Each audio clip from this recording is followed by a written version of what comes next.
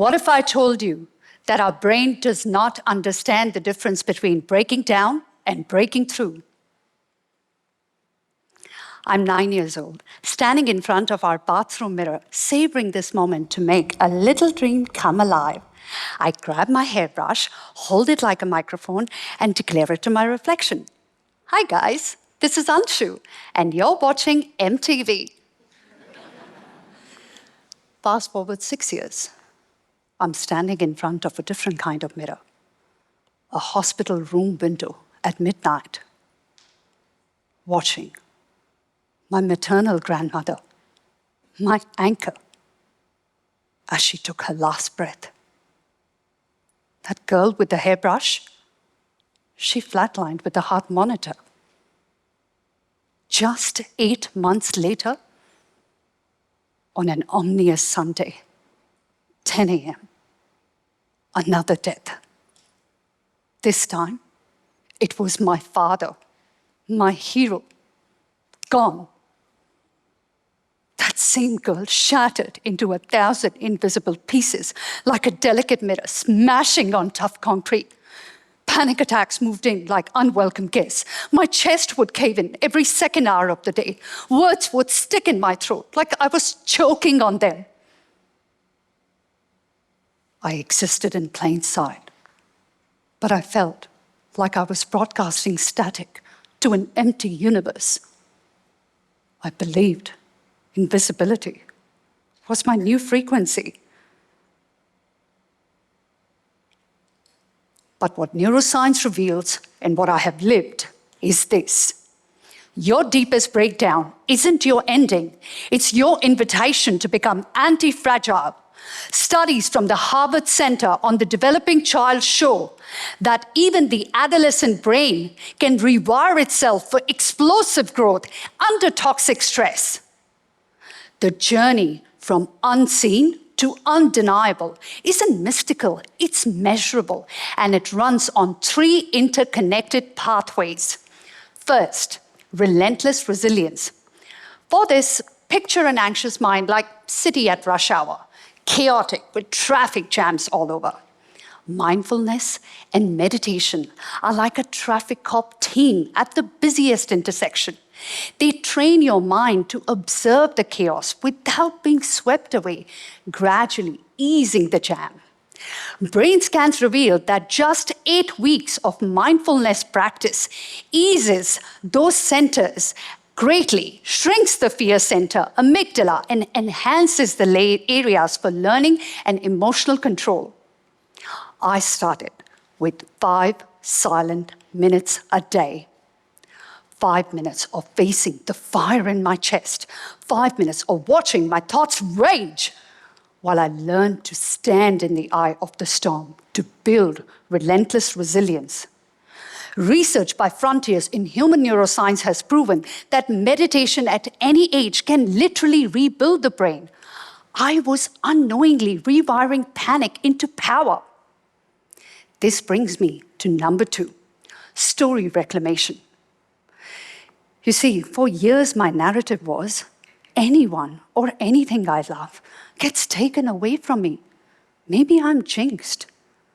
That story carved grooves of victimhood into my brain. Every retelling reinforced those pathways like walking the same path through grass until it becomes a rut you cannot escape. Our story isn't what has happened to us in the past or present.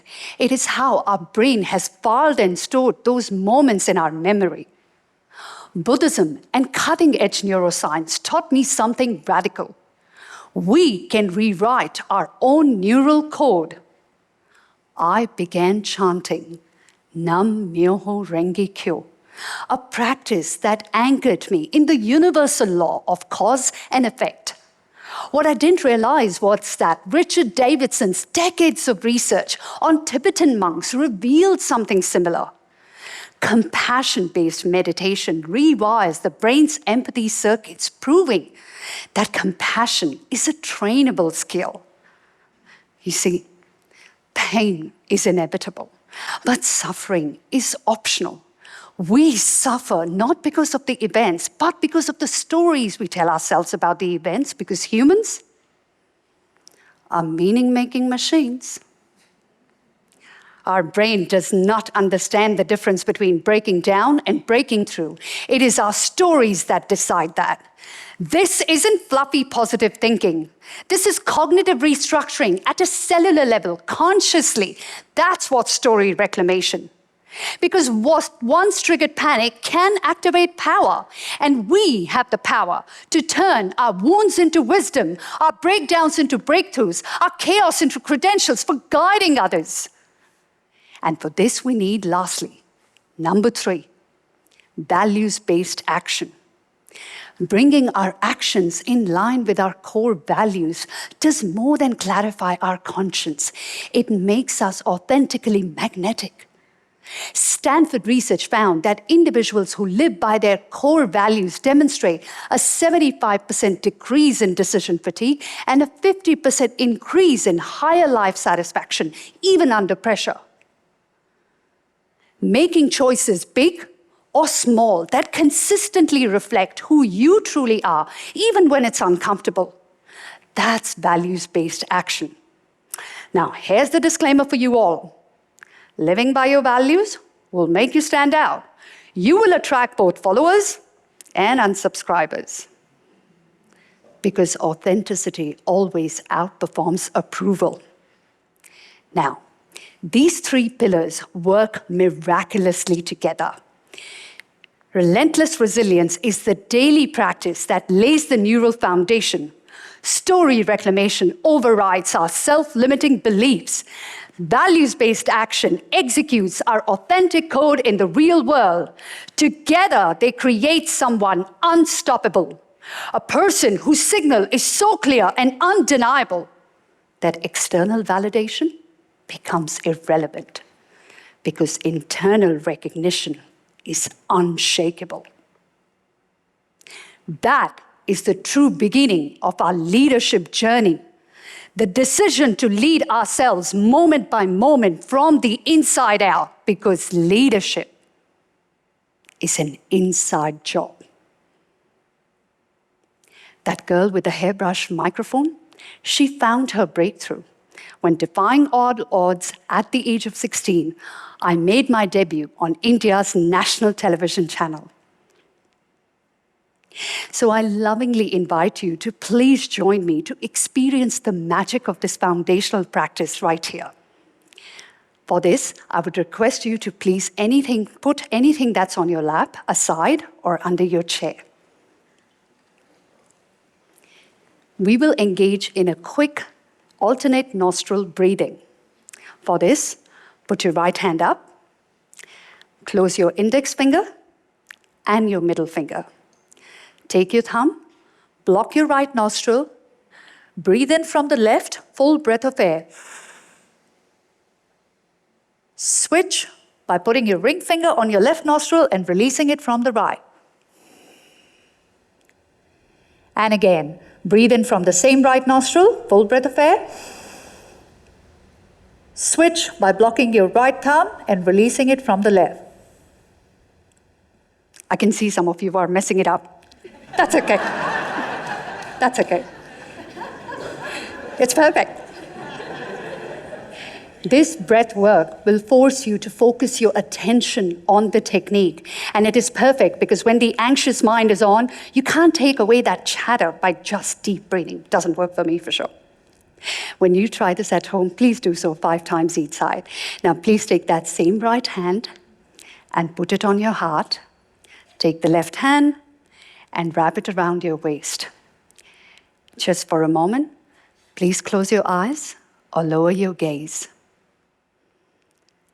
And just as you breathe normally, feel your heartbeat.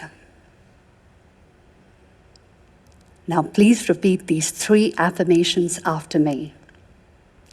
I am whole, complete, and enough. I am worthy and deserving of the best in life. I am happy and so grateful to be alive. When you're ready, please open your eyes. Did that feel good? Yeah?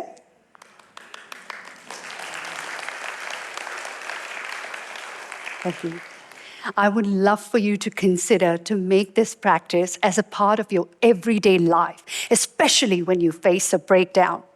I can assure you, this journey will not be polished for the highlight reel. It won't earn you applause in the moment. It will be far from easy or glamorous, and it will build something unbreakable that your future self will adore you for: self-worth. Because when you break through and you're shining like a diamond, then you don't need a solitaire to prove your worth. As we part ways, I'd like to leave you with a question.